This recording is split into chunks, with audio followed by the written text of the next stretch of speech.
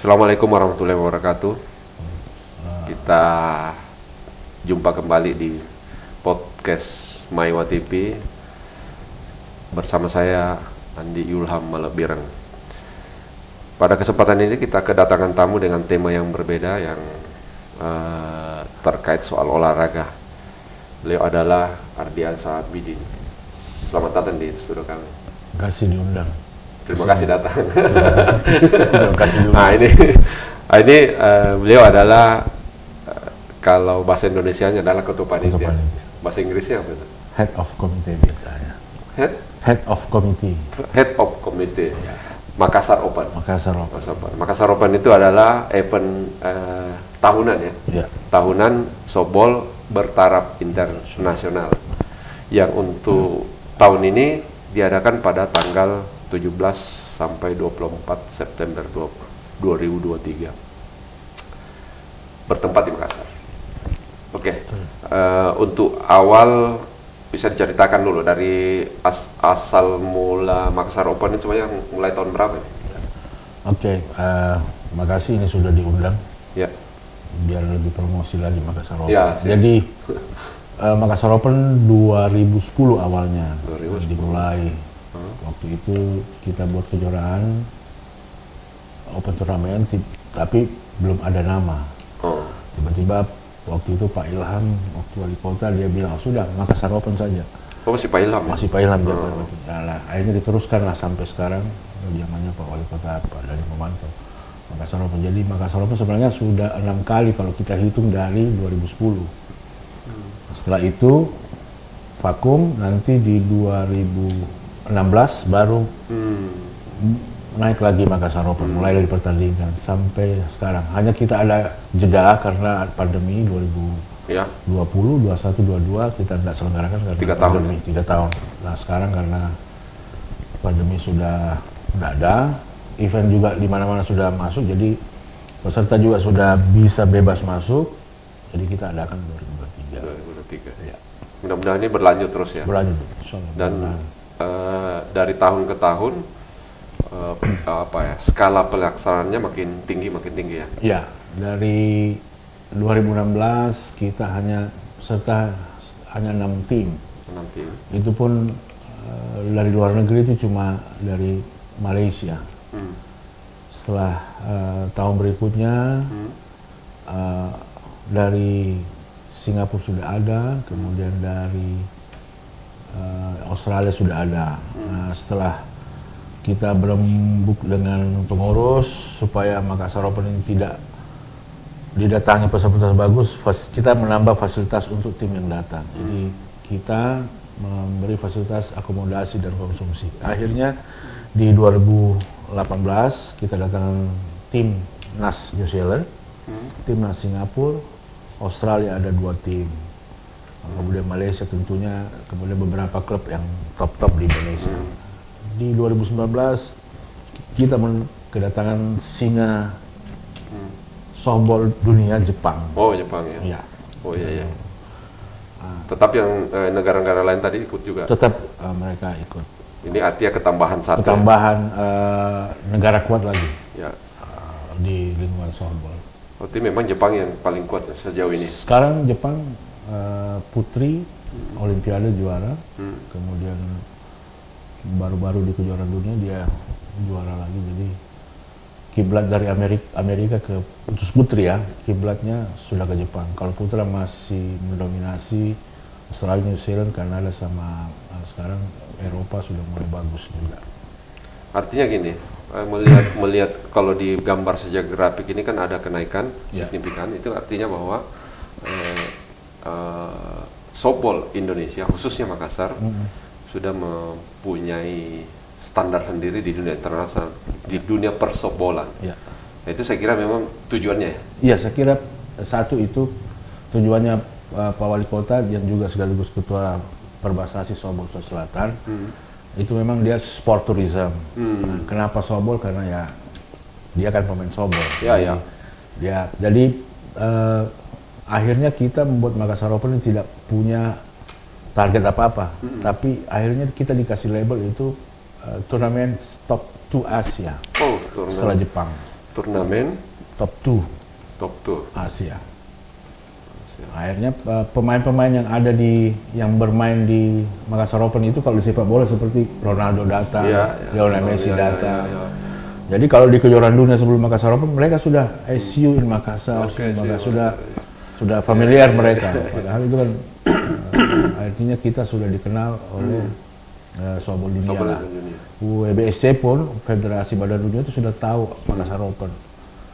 Contohnya di NF di Amerika, rekor pemain-pemain dunia itu organisasi komite Makassar Open itu harus mengirim datanya mereka ke Amerika untuk di Hall of Fame-nya, supaya pemain-pemain seperti kelas Nick Hayes itu pitcher terbaik dunia, dia harus pantau kalau dalam setahun itu dia bermain berapa banyak, supaya grafik frekuensi angka pertandingan dia itu harus dilihat terus karena dari situ ya nilai jual mereka jadi naik. Ya. Karena ini kan softball ini rupanya sudah jadi industri olahraga dunia. Ya, kalau di New Zealand, Australia, Kanada, Amerika, Eropa sudah industri. Ya. Kalau di Asia betul-betul masih hanya Jepang mungkin ya. Yang kalau baseball lain, kalau baseball sudah industri. Kalau softball belum. Jadi Asia ya prestasi. Ya. Dan mereka memilih tempat atau event yang untuk diikuti itu tentu punya standar-standar sendiri. Oh iya. Harus dengan sangat ketat. Iya pasti, karena kalau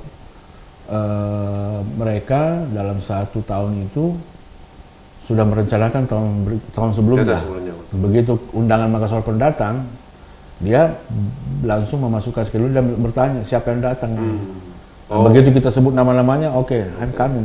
Because player is top player in the world. Artinya di samping mereka sudah jadi kalender rutin, tapi tetap juga mesti mempertanyakan siapa-siapa. Karena kan standar mereka dia mesti terpelihara ya. Betul. Dia tidak mau datang melawan orang di sini bilang kaleng-kaleng. Jadi harus tetap mereka lihat, lawan saya seperti contoh sekarang Filipina.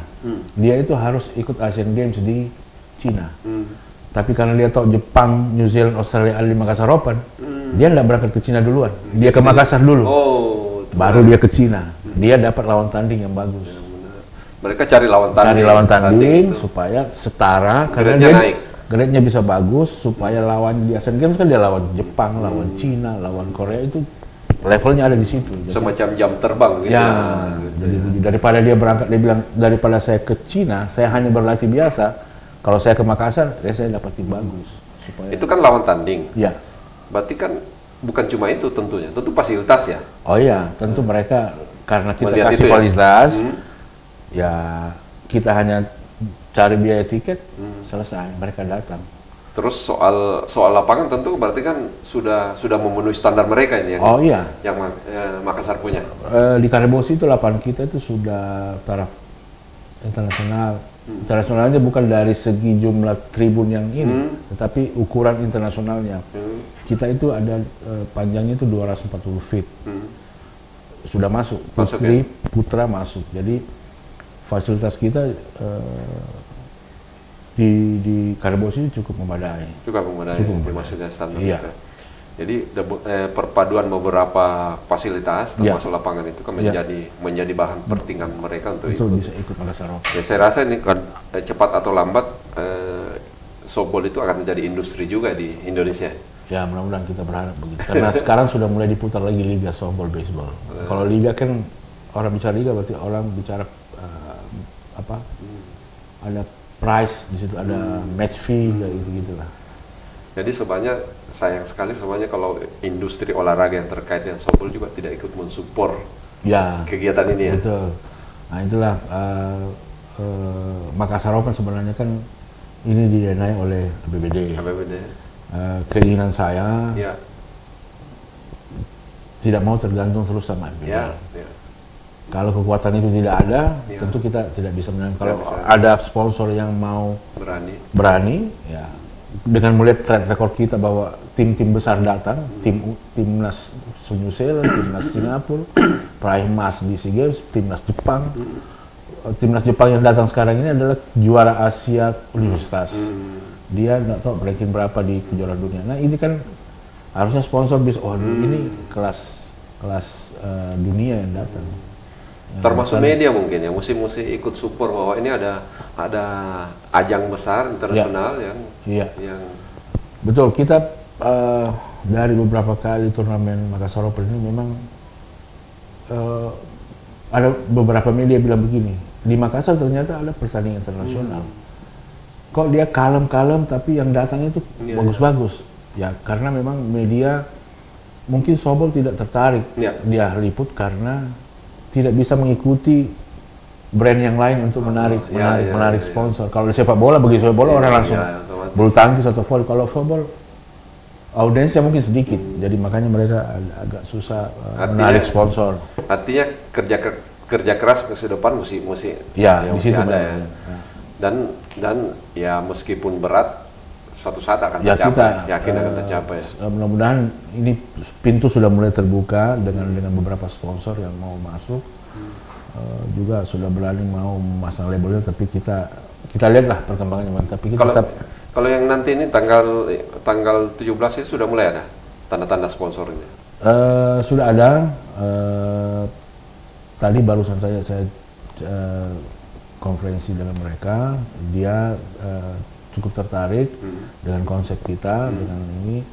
Nah, mudah-mudahan di tahun depan jauh lebih besar lagi dia bisa mengcover kita, karena ini kan ini sebenarnya tadi pintunya sudah terbuka kecil-kecil. Mudah-mudahan nanti pelan-pelan ya. Pelan-pelan. Dia mesti sabar. Mesti sabar ya.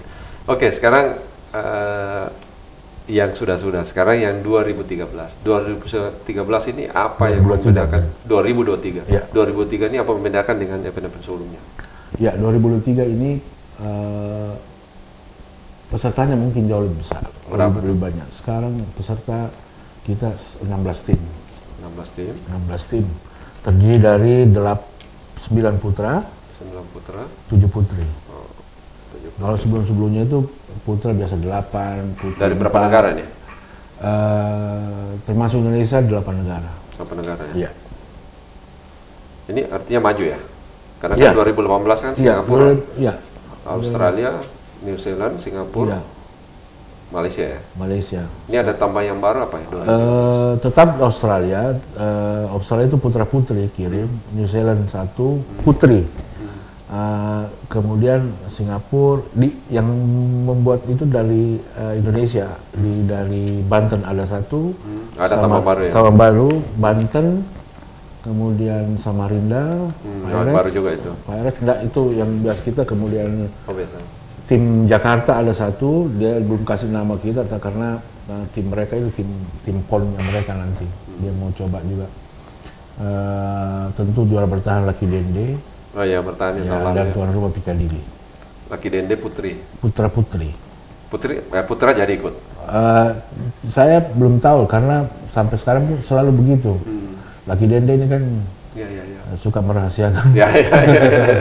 Ini karena dia kan sudah mulai mengadaptasi profesionalisme penyelenggaraan internasional ya. Betul. Itu kan ada hal-hal yang memang tidak boleh dipublish. Karena mereka itu kan dia punya pemain dan segala itu ada aset. Iya, betul. Ya, pemain-pemain mereka dari New Zealand kebanyakan.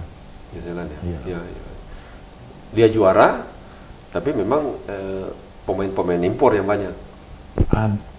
Dia rata-rata ada sekitar 60% dari pemain-pemain dari luar negeri mereka. Oke. Sekarang ini 2023 dengan pola pelaksanaan ini kira-kira target apa yang mau dicapai kira-kira? Tentu untuk softball Indonesia dengan banyaknya tim dari lokal yang ikut, kita berharap untuk tahun 2025 kan Indonesia di Thailand ada SEA Games untuk softball dipertandingkan. Sedang PB Perbasari sendiri itu sudah menargetkan meraih 3 emas. Satu kesyukuran tim lokal Indonesia itu banyak hadiah. Tentu pemain-pemain nasional kita bertanding melawan tim-tim bagus. Artinya keinginan Pak Wali itu bahwa Sulawesi Selatan, Makassar khususnya adalah barometer persoftball Indonesia, ya mungkin bisa terwujud. Setelah kita lihat peta tim yang datang ke Makassar Open ini banyak dari Indonesia juga. Dulu Ya kan hanya 2-3. ya, ini itu kan sudah- dari segi olahraga, tapi Ya. kan juga ada, saya kira tadi soal sport tourism Oh, itu iya. ya, saya kira tercapai lah ya. Kalau sport tourism jelas karena di luar pertandingan sendiri ada beberapa kita memberikan seperti dia mau ke Samalona, mau ke Ya, mana. itu dia. Kita kasih fasilitas Ya. ada perahu pini sih Ya. yang kita kasih fasilitas free untuk mereka pakai. Kemudian ada yang rencana mau ke Ramang-Ramang. Dulu New Zealand saya bawa ke Bantimurung, kayak gitu-gitu. Jadi ada ke Benteng Rotterdam, ada ke Potter Ya. kayak gitu kita bawa. Itu sudah jadi mereka Ya. kalau sudah mengirimkan keinginannya, dia selalu ada note. Ada nanti. Kami mau ke ini. Apa yang mesti kita siapkan kayak seperti gitu. Ya.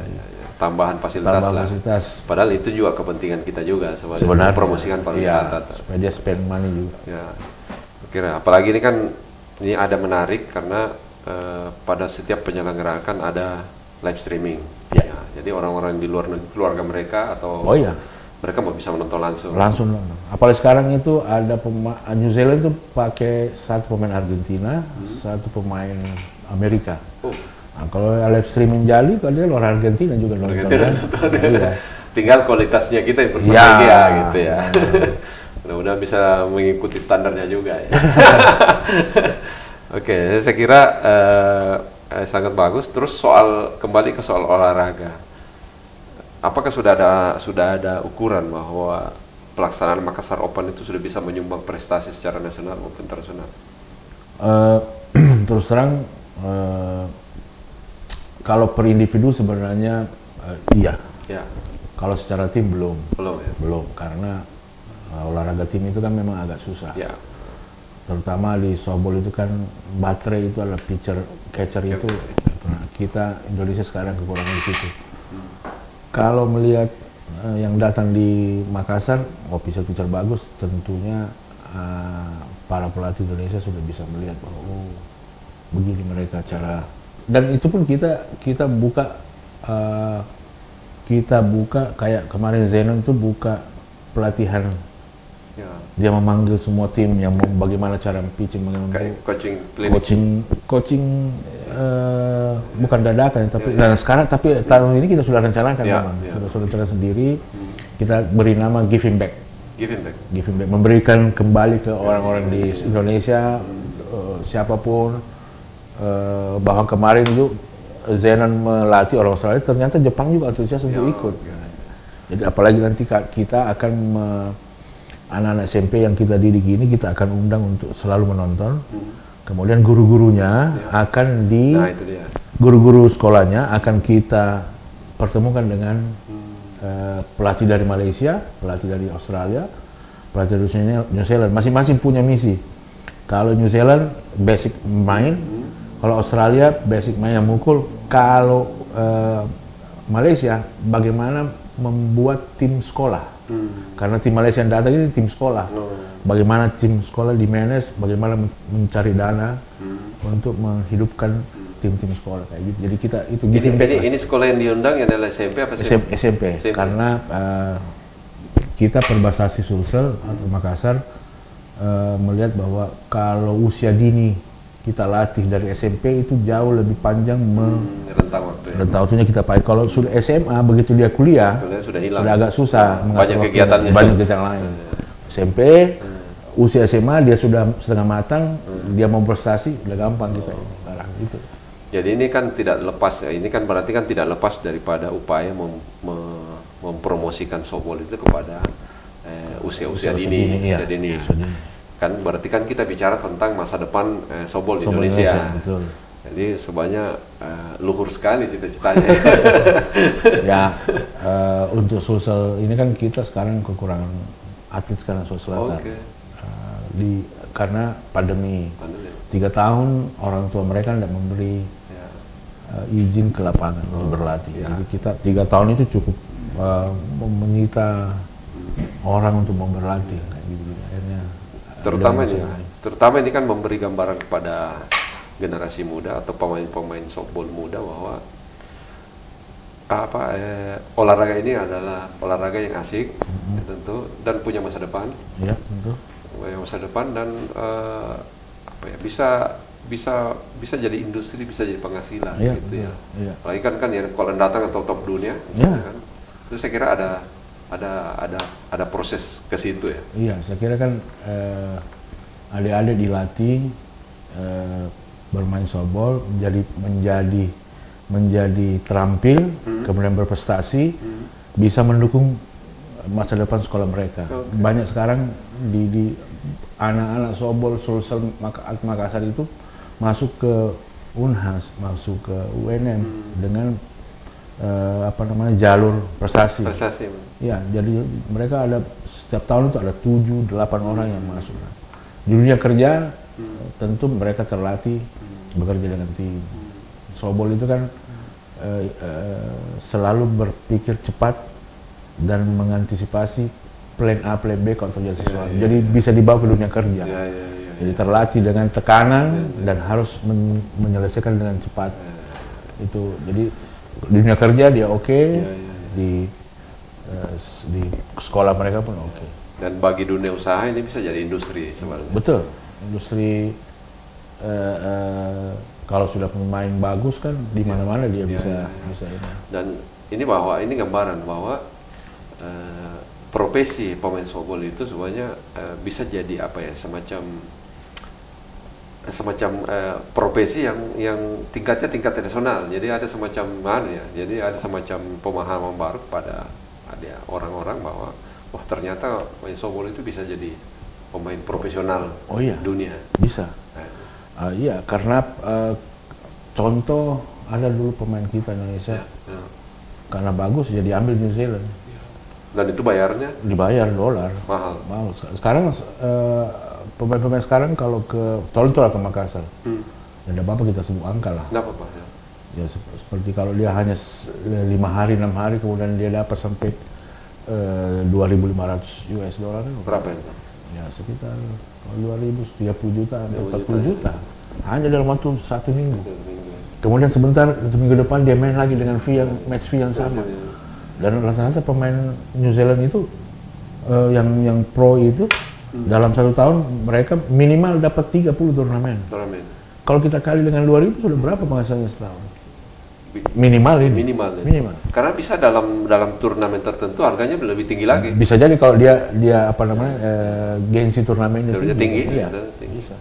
Belum kalau dia misalnya jadi brand ambassador. Bisa jadi juga seperti itu alat-alat softball kan. Bahwa ini ya itu sebenarnya membuka wawasan bahwa softball itu merupakan bidang olahraga yang bisa menjadi orang profesional. Iya. Profesional bahkan bukan cuma nasional, tingkat nasional. Iya, jadi orang cuma bilang kan softball olahraga lifestyle. Enggak. Bisa juga profesional. Iya. Termasuk kan misalnya Makassar Open. Ya. Kalau di dunia internasional kan mereka pasarnya sudah terbentuk ya. Ya. Bahwa dari kayak Lucky Dende ngambil dari New Zealand, ya. dari Kanada ngambil dari mana, Amerika misalnya, mereka. Nah, kan pertanyaannya kalau Indonesia di mana kan? Nah, dengan Makassar Open ini saya kira begitu ya. Bisa juga. Jadi mereka lihat, ternyata ada pemain bagus juga di Indonesia. Kalau saya ajak juga main di luar bisa juga. Iya. Jadi terbuka ini dengan Makassar Open terbuka pemain-pemain Indonesia untuk menjadi pemain profesional di tingkat nasional. Iya. Bayangkan saja kalau sekarang begini, kalau tidak ada Makassar Open, pemain-pemain dunia tidak masuk ke Indonesia dan tidak melihat pemain Indonesia. Kalaupun ada bagus, tidak ketahuan. Tidak ketahuan. Dia hanya di lingkup sini saja kan. Nah, begitu Makassar Open, ya seperti tadi kalau kayak Lionel Messi masuk, Ronaldo masuk, ternyata ada yang bagus. Kalau saya main di sini, saya bisa ambil dia. Kayak gitu-gitu. Jadi kayak ada pasar softball Ya, internasional ini. Betul. Inilah yang salah satu ya. Karena kan 1 tahun itu putaran kompetisi itu kalau lagi di New Zealand dingin, dia ke Amerika main. Sebaliknya juga begitu. Jadi mereka berputar setiap tahun. Kayak begini yang mau main di Makassar Open. Sekarang minggu depan dia main di Jepang. 3 hari sebelum Makassar Open, dia terbang yang mau main di Makassar Open. Ke Makassar. Oke. Sekarang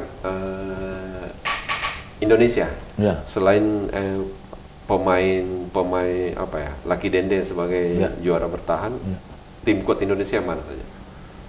Tentu bicara Makassar Open atau bicara Makassar Open. Makassar Open? Tentu Lucky Dende lah. Lucky Dende, selain Lucky Dende. Lucky Dende, insya Allah tuan rumah. Tuan rumah. Tuan rumah. Dalam hal ini klubnya Piccadilly. Piccadilly.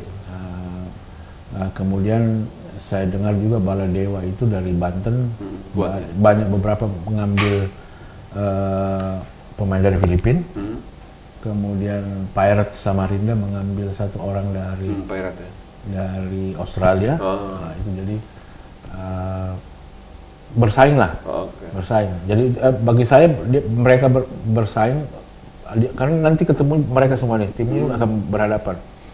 Dengan adanya pemicu itu, pemain-pemain yang lain lokal itu mengikut tren yang bagus juga kan. Jadi berharap nanti seperti tadi timnas Indonesia bisa jadi lebih bagus. Kan kalau kayak contoh misalnya Lucky Dende berani ngambil pemain luar, Pirates ngambil pemain luar, apa lokal sini belum sampai ke situ ngambil pemain dari luar. Lokal Makassar ini. Tahun 2019 kita kan ambil Jepang ya? 3 orang, begitu. Filipina 3 orang. Ya. Sampai kita bisa peringkat 2 di bawah Lucky Dende. Kalau kali ini enggak? Saya tidak tahu karena masing-masing kayaknya merahasiakan. Kembali lagi tadi rahasianya Lucky Dende. Jadi saya pikir ya harus dikeluarkan saja, bagaimanapun kalau mereka sudah saling kenal, sudah saling tahu. Kemenangan itu faktor keberuntungannya kalau tim seimbang kan. Sekarang pada sesi akhir lah kita. Ya. Apa yang bisa dijanjikan bahwa ini event ini menarik?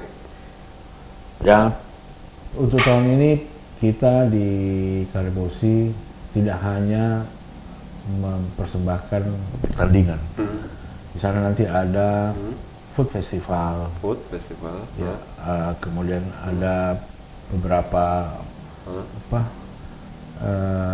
di belakang lapangan itu ada panggung, nanti kemungkinan ada DJ setiap break pemain ada DJ yang main. Jadi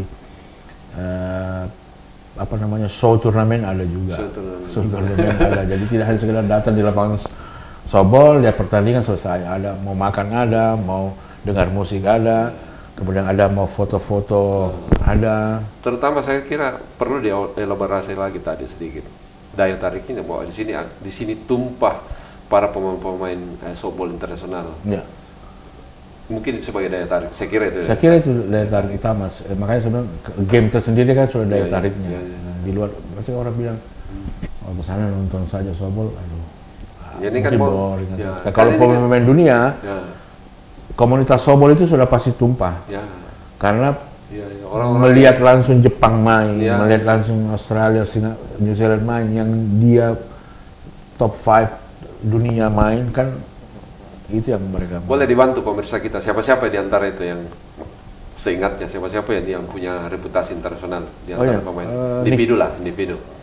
Nick Hayes ini kan pitcher terbaik dunia dengan kecepatan 140 km per jam dari New Zealand. Kemudian sekarang ini Australia kan kemarin juara dunia U23. Kemungkinan juga dia akan main di Makassar, di Makassar Open. Nama-nama lain? Ada pemain Jepang, saya lupa namanya, pitcher juga, Takuro Kawano kalau tidak salah. Ini juga idola. Cewek? Nah, cowok. Kalau cewek banyak dari pemain Filipina. Kalau Australia sendiri itu kan dari Brisbane.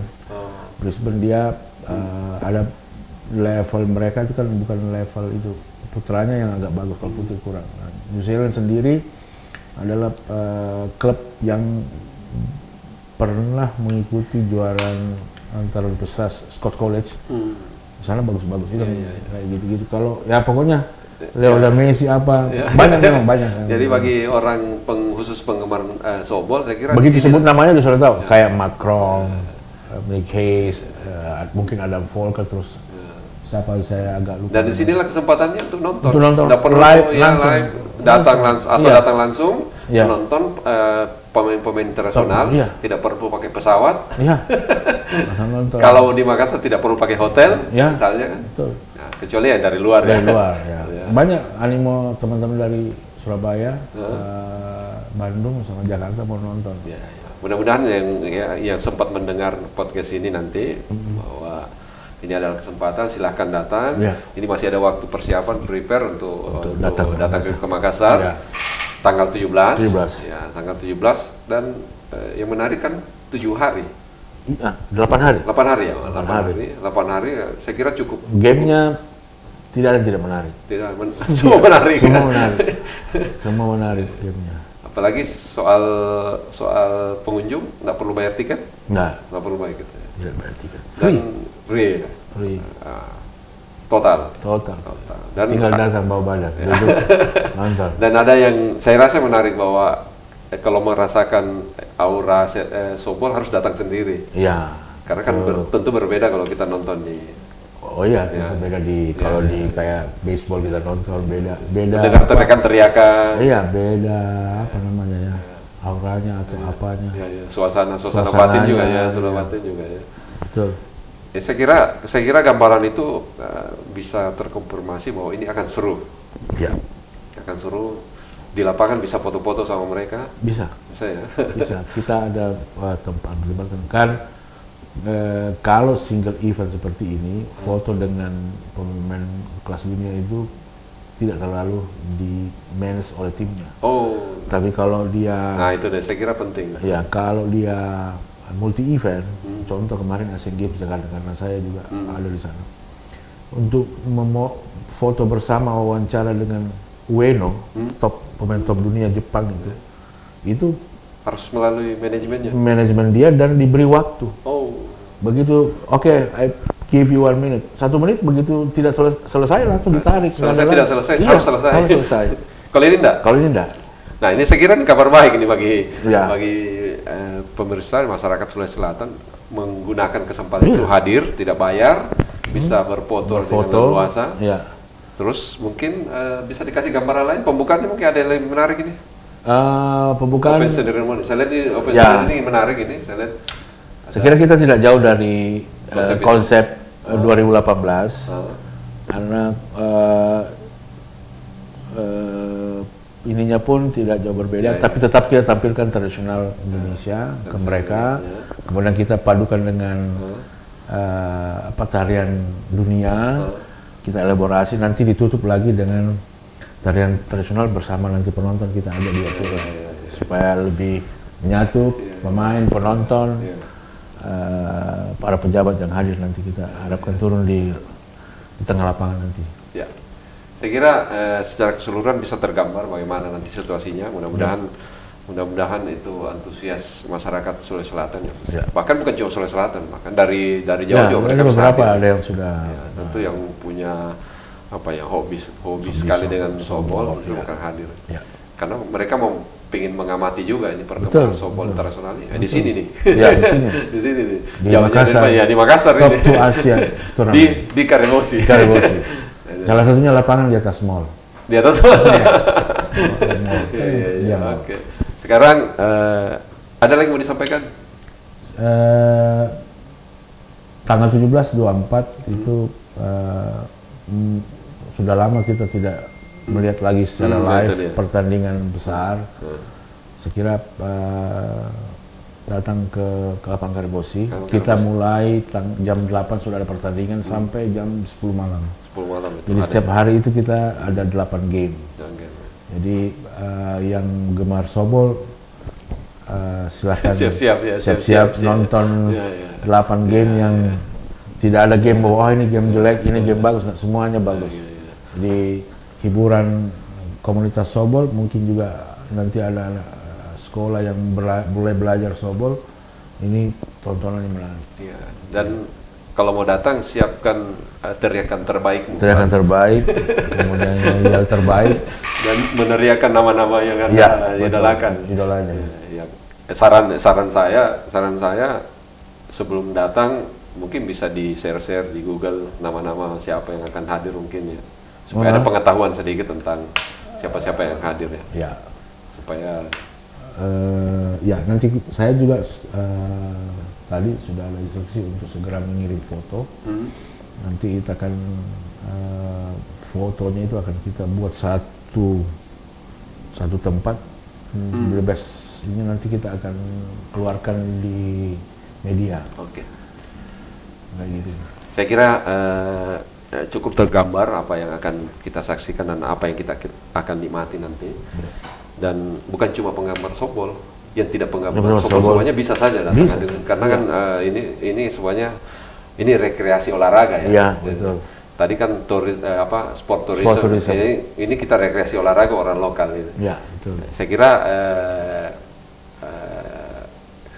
perbincangan kita kali ini kita cukupkan dan mudah-mudahan bermanfaat, dan saya kira seluruh masyarakat dimohon supportnya untuk menyukseskan acara ini. Saya kira sampai jumpa kembali. Saya Andi Yulam Malabirang. Assalamualaikum warahmatullahi wabarakatuh.